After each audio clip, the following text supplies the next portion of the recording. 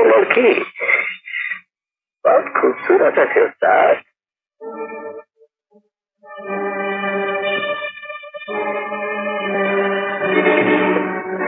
ये लड़की हलाल हो गया हमारे हाथे। हाँ।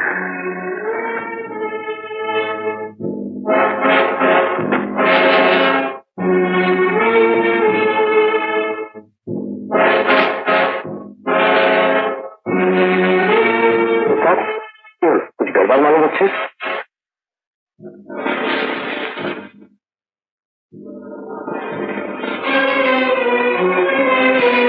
এখানে তো দেখছি না। কোথায় পড়েছে বলে মনে হয়? নিশ্চয়ই। আমার এক্ষুনি ওখানে যেতে হবে দীপক বাবু। এখন যাবেন? অনেক রাত্রি হয়ে যাবে। জিনিসটা যদি ওখানে পড়ে থাকে তাহলে কাল সকালে পেয়ে যাবেন। এমন কিছু দামি নয় তো। তাহলে কাল সকালে আমি আপনাকে নিয়ে যাবো। আর চলে।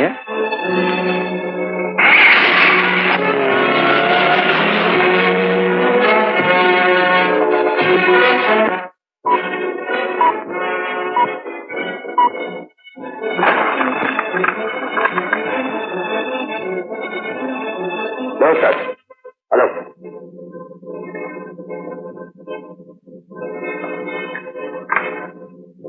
লুসি এসেছে কালীপুর। লুসি?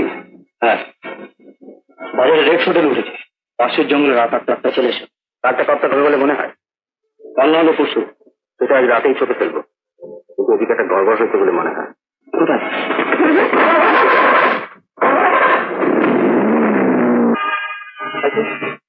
ঠিক আছে, আমি দেখছি। তোমরা তাহলে রাত 8টায় এসো। ওকে।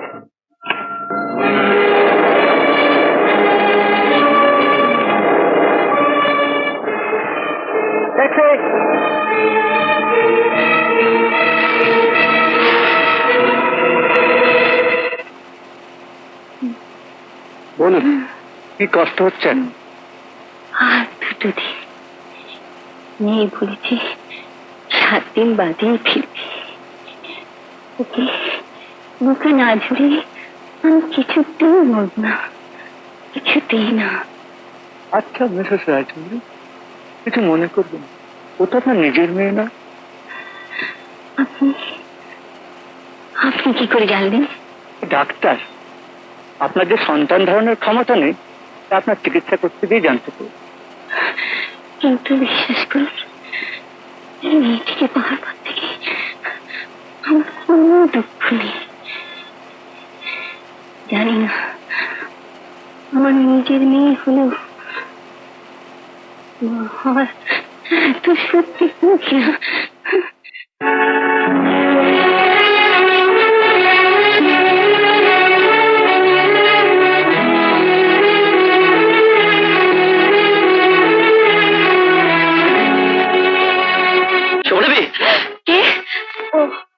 আপনি কি ব্যাপার?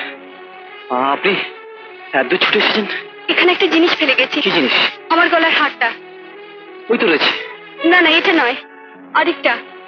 ও আপনি বুঝবেন না। কোথায় পেলেন ওকে? 10 বছর আগে বেনারসে তীর্থ করতে গিয়েছিলাম। একদিন সকালে গঙ্গা স্নান করে ফিরছি,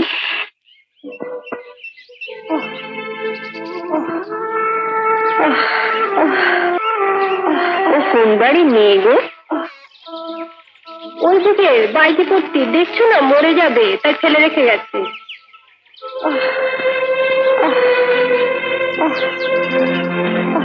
তারপর ওর কাছ থেকে জানলাম রানী খেতে আগে থাকতো, লম্পট নেশাখোর বাপ পয়সার লোভে বিয়ে না করে ব্যবসায়ীদের হাতে তুলে দেয়। সেখান থেকে ওরা ওকে নিয়ে আসে বেনারসি। 11 বছরের মেয়েকে আমার সাধ্যবধূ শিক্ষা দীক্ষা দিয়ে বড় করে তুলুন। কিন্তু ডাক্তারবাবু, মেয়েটার কি দুর্ভাগ্য, এত করেও ওকে একটা সুখী জীবন দিতে পারল না। এই তো পেয়ে গেছি। পেয়েছেন?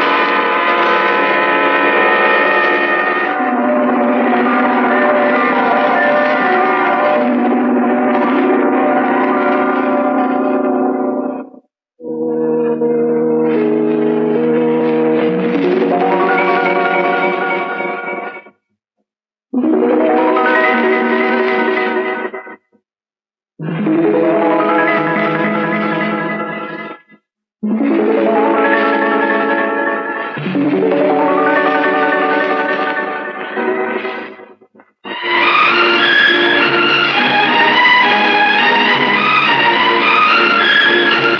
ব্যাপার? কি হয়েছে আপনার? না, কিছু না। আপনার চোখও কিন্তু ভালো দেখাচ্ছে না। শরীর ভালো তো? আপনার লকেটটা? জানেন, এটা আমার জীবন কাঠি। হারিয়ে গেলে নিশ্চয়ই মরে যেতাম।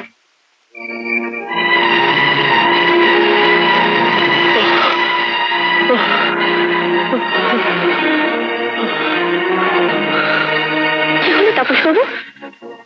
আপনি কি খুব অসুস্থ বোধ করছেন?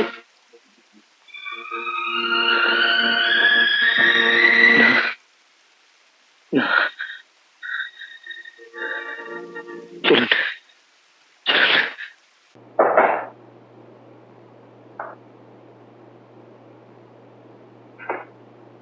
অনেক কথা। কিন্তু একটা কথা, ঘর থেকে এক পাও বেরোবে না।